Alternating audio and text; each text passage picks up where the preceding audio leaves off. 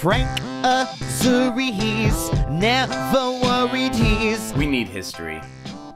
It's more important to focus on where you're going than where you've been, but where you've been is a part of who you are. For better or worse, the good, the bad, the rest. If you're lucky, the good outweighs the bad. Here's how to tell if you're lucky. Picture your friends and family in your mind. Go ahead, do it. If they're smiling, or at least if most of them are smiling, then you're lucky. If they're not, well, today's the day to start building the life you want. Here in San Pedro, we have a rich labor history, and it's my job as the Poet Laureate to preserve those stories. So Drew and I are here at the Joe Hill statue here in San Pedro. Joe Hill was a legendary member of the IWW. He would entertain his fellow workers by playing the accordion. He went on to influence Weird Al and that dude from Blues Traveler. What, Frank? What?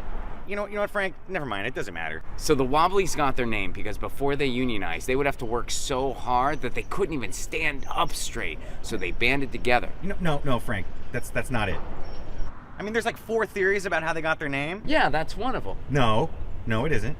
There's 5 theories. Absolutely not. So one day, the Wobblies had a clash with this other group in town.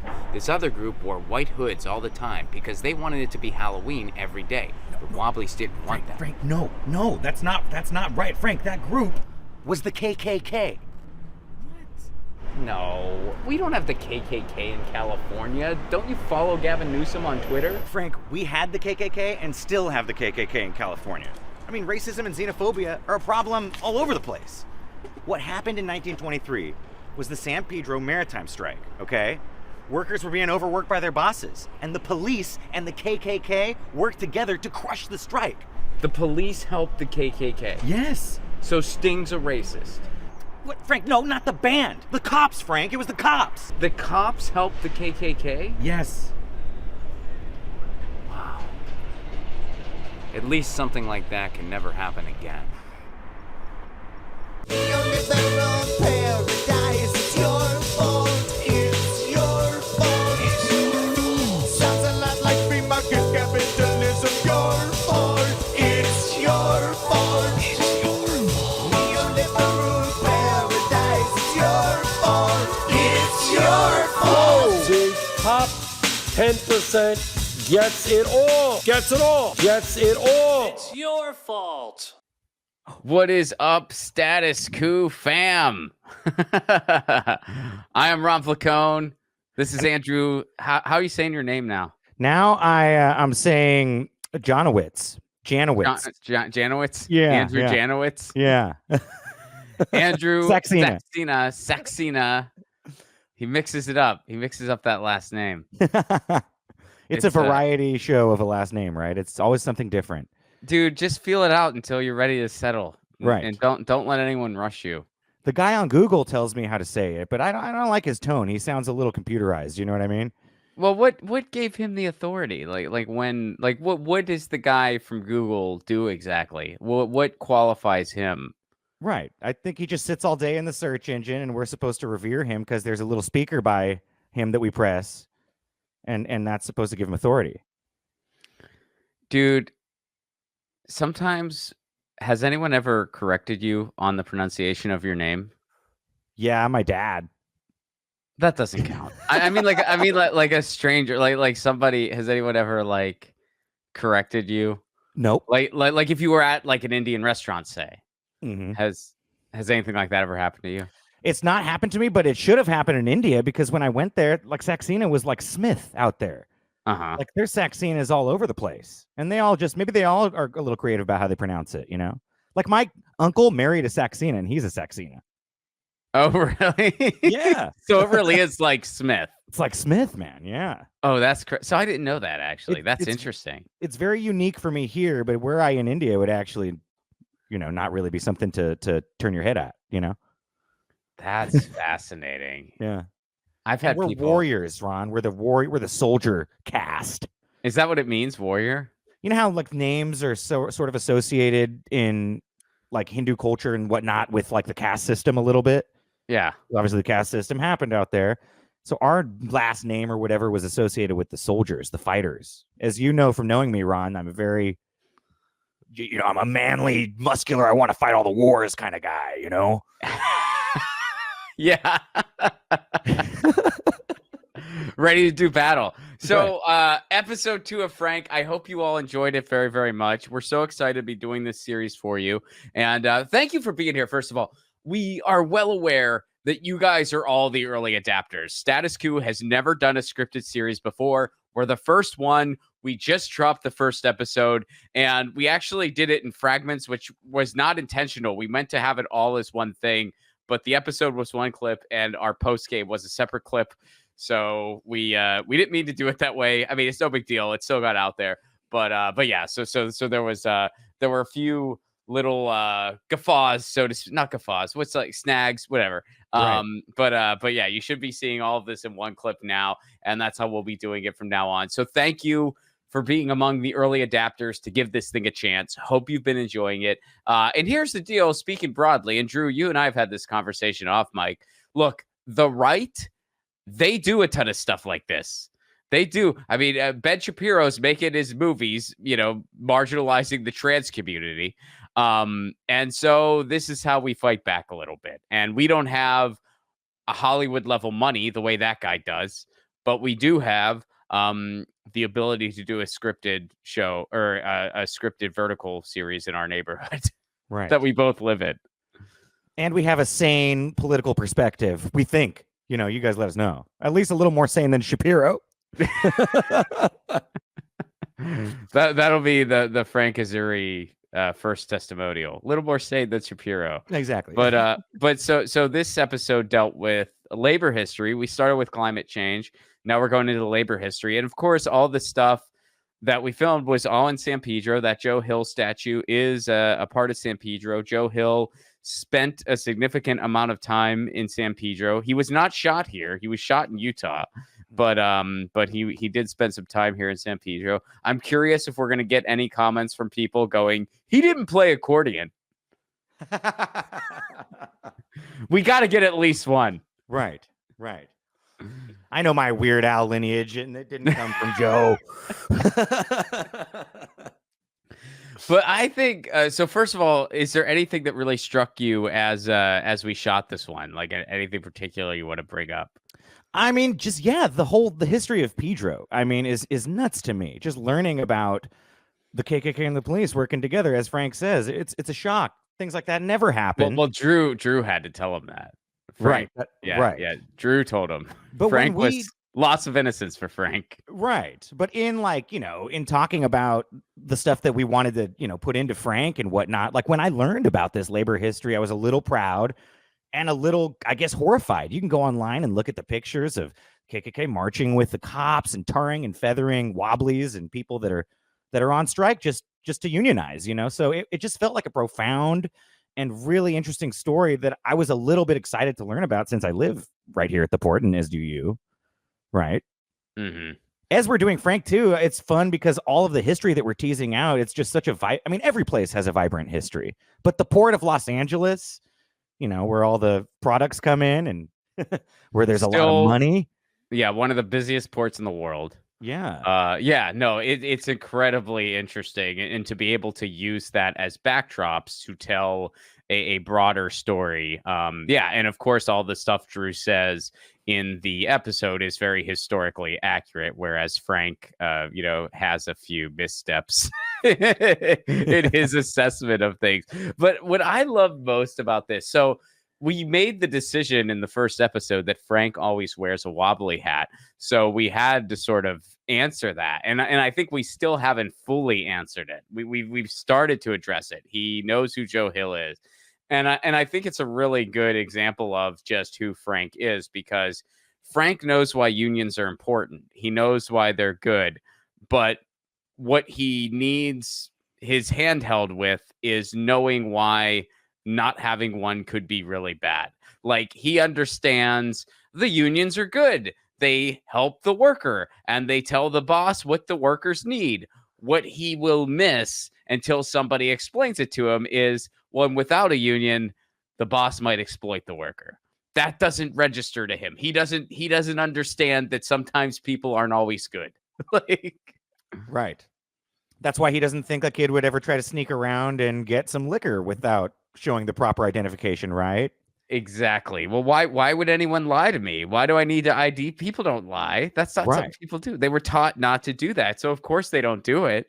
And so this is just another snapshot of his naivety where he's just sort of he misses some of the darker elements of that history. Right. Where the police and the KKK did I mean, that's exactly what happened. They teamed up, and there was some. We didn't go into all the details, basically for the brevity of the episode, but I mean, there was I think, was it a 12-year-old girl that either got seriously injured or killed? I believe her mom was killed, and she was, I think, seriously injured. They were like Yeah. pouring hot coffee, essentially like tarring and feathering people, Yeah. But I think she got hot coffee poured all over her because they raided the Wobbly Hall. Yeah. The KKK. Mm-hmm. And the cops were right there with them. And I mean, there are occasionally marches here in San Pedro, usually sponsored by Code Pink to commemorate that event. So there are moments where we kind of address that history right here in the neighborhood. It's a powerful thing, and just a true piece of labor history that we kind of captured in this episode in a very goofy way. From strictly a mechanical standpoint, one thing that stuck out to me in this episode was the constant starting and stopping of car buzzer, like key unlocking cars, because we were right near. There's a parking lot right where the Joe Hill statue is. So right where we were filming, a bunch of cars were just there, and we were filming in like late afternoon, so people were getting off of work and things like that, so they were going to their cars, like hitting the button to unlock their cars. I'm sure there's a little bit of that as background noise in the episode, but we did try our best. Right. And because of all the busyness, we got that last shot to cap everything off with a cop driving by. I mean, that was great. That was perfect timing. Unplanned. The cop was just driving by. That was totally unplanned, folks. But we just saw the cop car drive by. We were like, oh, perfect. And then you found that perfect Sting photo. Oh, gosh, yeah. Because Frank unfortunately implicated the police, the band. Because of course he knows that. That's where his mind goes first. Right. To music, right? Because he's a poet laureate. He's a culture vulture. Right. I mean, that's very, like Frank is very much a culture vulture who just, again, misses these very should be obvious things, but then will come up with this observation that's incredibly, wow, you thought of that? That's awesome. Yeah.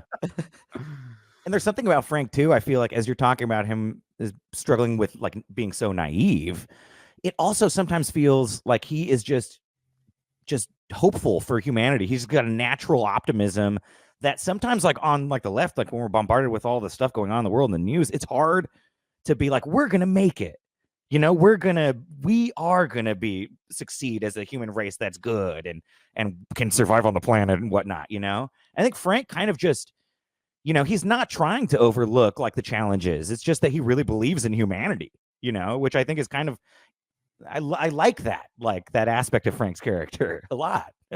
He's a really fun character to write, even though at times, you and I, when we've been breaking stories together, have had to comb over things a couple times, even this early in the project of, well, wait a second, would Frank do that? Frank would probably put this together. Frank would miss here.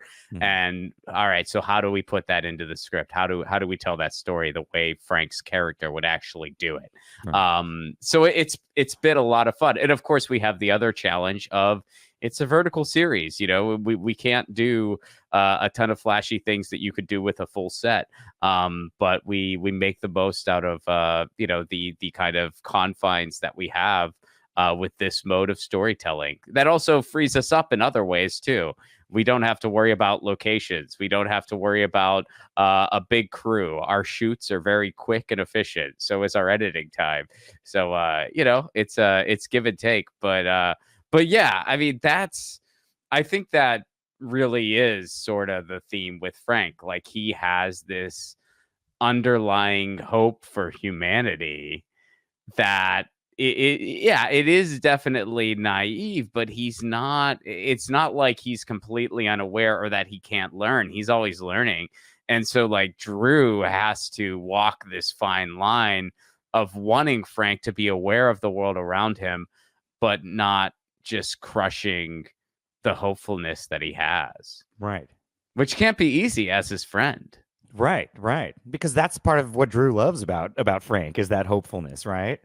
I wonder if Frank would ever get, like, if we would ever see Dark Frank. Like, will we ever see Cynical Frank when he's learned something? I wonder, I don't know. What if Frank, I mean, yeah.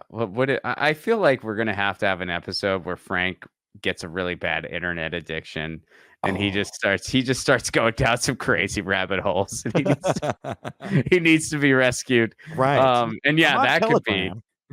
Yeah, Frank on Telegram. It's like, no, Frank.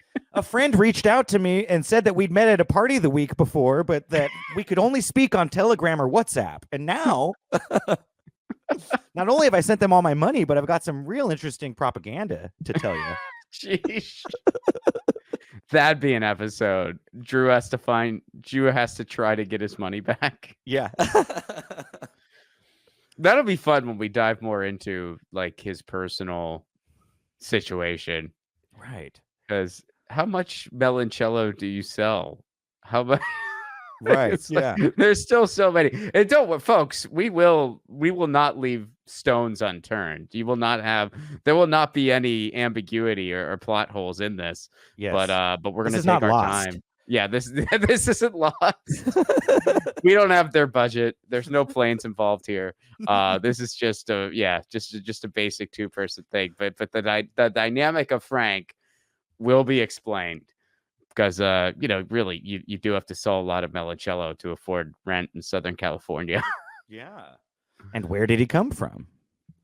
Right. I mean, there's so much. Where did he come from? Where did he come from? We're going to be finding out more about that too. Where he came from. Italy, but yeah, so it's where his family came from. It's not necessarily where he came from, but yeah, we'll be talking. I mean, Drew said he thinks he's from Pittsburgh, but he's not sure. He's never met his family. Yeah, that's right. Yeah, but so I think Frank will explain a little bit more. That's coming up. That's going to be episode 4. You're going to learn a little bit more about where Frank came from. So anything else you want to add here before we sign off the post game? Oh, just, we're going to start selling limoncello and meloncello, right? So send in your orders.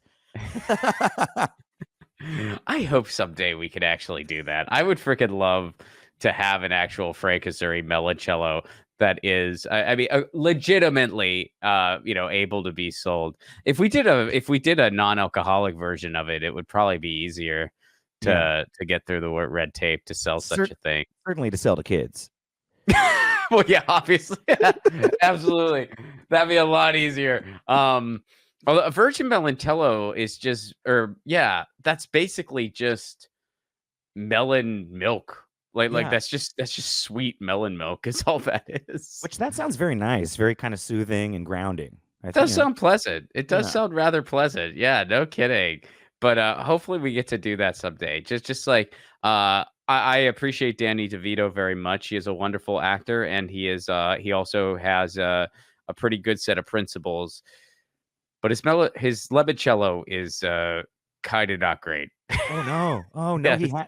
He has a limoncello. He has a limoncello, and if you're ever thinking I want to buy some limoncello, Drew, since we're buddies, ask me, and I'll go with you, and I'll make sure you get. You show me the good one, yeah. Honestly, I'll just give you some of the stuff I made, but yeah, some of the stuff you can get in stores in the U.S.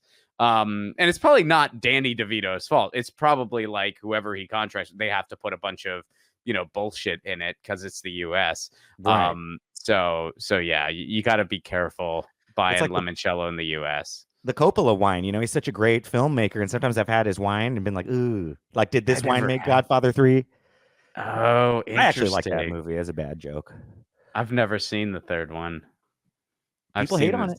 it. People really hate on it. I've seen the Yeah. second one. I liked it, but I feel like nothing holds a candle to the first. Oh, of course. I mean, of course. that was just genius, and I feel like nothing is quite.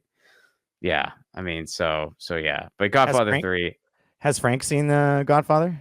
Now that's an episode we gotta dive into. Frank watches The Godfather. I just saw this documentary. Yes. Frank's gonna think it's a documentary, or he's gonna think it's also like some big game and no one actually got killed. Right. He's right. he's gonna think it's just a friendly thing. That's just what goes on in New York and in Jersey, right? It's like a big game of tag. This is the original paintball. Might be a future episode, folks. Frank watches The Godfather. You may have just seen it born. Yeah. Yeah. Well, so where can people go? Where can people go to find your stuff? You just released some music. Let everyone know. You can go. I mean, it's all on Spotify, everywhere music streams. It's all Pooh music. And you can find me at Andrew Saxena anywhere. So Andrew Saxena, Instagram, Twitter. And if you want to search the music, it's actually The Real Slick Sticky on Spotify and anywhere else. You make it so hard to find you. I do. And even though I'm saying my name you have right like now, 45 projects under 12 different names. I know. And you're like, check out one of my 72 projects under 12 different names. And Is Ron it was under your name? No. No. And Ron was like, Andrew, change your just basic Instagram back to your name instead of having this weird thing. Yeah. And I'm like, okay, I'll do it. But Ron, I waited too long. So now it's like Andrew _______. So type my name, Andrew Saxena, and just kind of pepper in some underscores. You'll find me. Yeah. Yeah. Follow Andrew on all the socials. And of course, Andrew does the bonus 1000 podcast with me. And he also does all the music for my podcast 1000 with Ron Placone, which you can find wherever you get your podcasts. And guys, the next episode will drop on February 27th. That's going to be episode 3 of Frank. That's another fun one. We'll be doing a post game for you then as well. So thank you for checking out Frank Azurri. We hope you're enjoying it. Please like and share this and tell everybody about it. It's a new thing for Status Coup. So we know you're the early adapters here catching on to it first. So please spread the word so more people start catching on to it. But we're real excited to be doing this series for you. And we hope you've been enjoying it. Yes. Thank you guys so much. Love you all.